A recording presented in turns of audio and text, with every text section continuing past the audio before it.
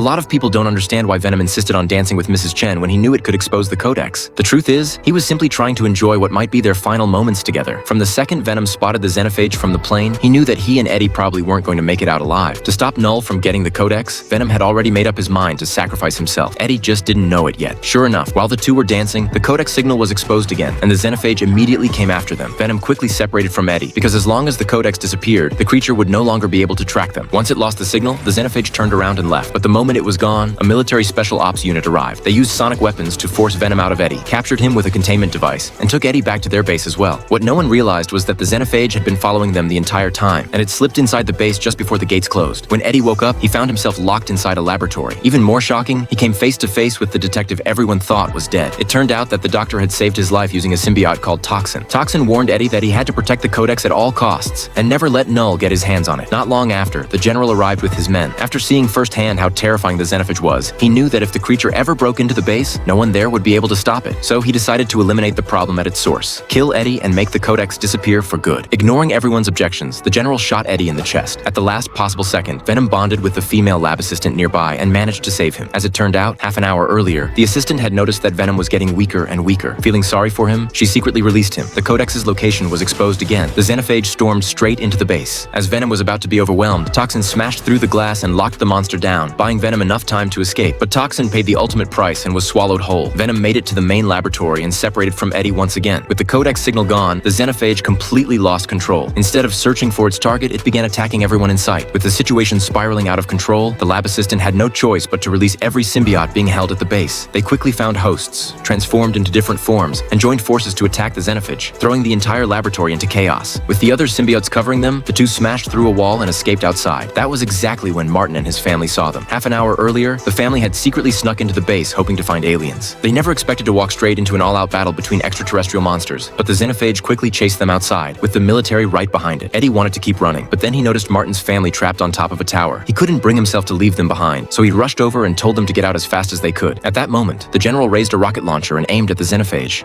No!